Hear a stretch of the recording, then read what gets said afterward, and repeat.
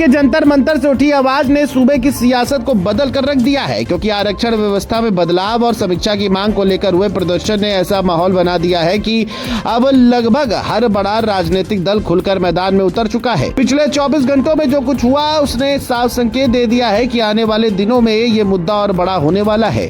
यहाँ तक कि दिल्ली से लेकर लखनऊ तक बैठकों, बयानों और राजनीतिक प्रतिक्रियाओं का दौर तेज हो गया है। यही वजह है कि अब हर कोई जानना चाहता है कि आखिर इस पूरे विवाद की शुरुआत कहां से हुई और आगे इसका असर किस पर पड़ सकता है। दरअसल जंतर मंतर पर बड़ी संख्या में लोगों ने आरक्षण व्यवस्था में सुधार और समीक्षा की मांग को लेकर प्रदर्शन किया। प्रदर्शन में शामिल लोगों का कहना था कि आरक्षण का आधार आर्थिक स्थिति होना चाहिए और मौजूदा व्यवस्था पर नए सिरे से विचार होना चाहिए। इस आंदोलन के बाद मामला और गर्म तब हो गया जब आंदोलन से जुड़े हर्ष दुबे और उनके प्रतिनिधि मंडल की मुलाकात उत्तर प्रदेश के डिप्टी सीएम ब्रजेश पाठक से हुई।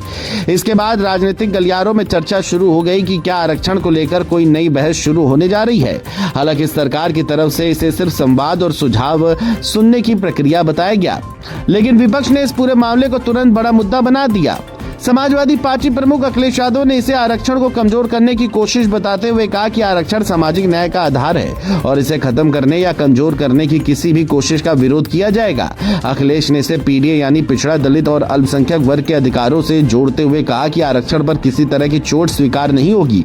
सपा लगातार इस मुद्दे को जनता के बीच ले जाने की तैयारी में दिखाई दे रही है। इधर नगीना सांसद चंद्रशेखर आजाद भी खुलकर मैदान में उतर आए हैं। उन्होंने साफ शब्दों में कहा कि आरक्षण कोई खैरात नहीं बल्कि संविधान द्वारा दिया गया अधिकार है। चंद्रशेखर आजाद ने कहा कि लंबे समय से आरक्षण के खिलाफ माहौल बनाने की कोशिश की जा रही है और अब उसे आरक्षण सुधार जैसे शब्दों की आड़ में आगे बढ़ाया जा रहा है। उन्होंने चेतावनी देते हुए कहा कि आरक्षण व्यवस्था में किसी भी तरह की छेड़छाड़ बर्दाश्त नहीं की जाएगी।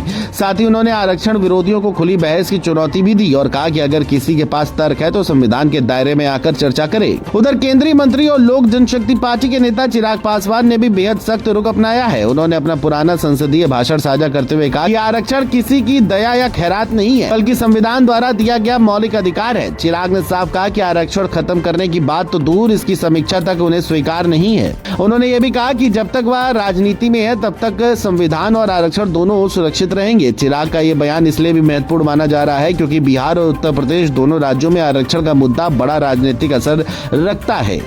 वहीं बसपा प्रमुख मायावती ने भी साफ कहा कि आर्थिक आधार पर आरक्षण की मांग उचित नहीं है क्योंकि दलित समाज सदियों से सामाजिक भेदभाव का सामना करता आया है। मायावती ने केंद्र और राज्य सरकारों से अपील की कि आरक्षण विरोधी तत्वों को किसी तरह का संरक्षण न दिया जाए। साथ ही उन्होंने राहुल गांधी पर भी निशाना साधते हुए कहा कि उन्हें इस मुद्दे पर अपनी स्थिति स्पष्ट करनी चाहिए।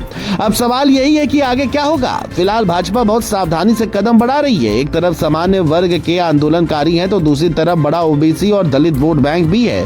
वहीं विपक्ष इस पूरे मामले को सामाजिक न्याय बनाम सत्ता की लड़ाई के रूप में पेश करने में जुट गया है। राजनीतिक जानकार मानते हैं कि अगर ये बहस इसी तरह आगे बढ़ती रही तो 2027 के विधानसभा चुनाव तक ये उत्तर प्रदेश का सबसे बड़ा राजनीतिक मुद्दा बन सकती है। फिलहाल इतना तय है कि जंतर मंतर से शुरू हुआ ये आंदोलन अब सिर्फ प्रदर्शन नहीं रहा बल्कि देश की राजनीति के क्षेत्र में आ चुका है और आने वाले दिनों में इसके असर और भी बड़े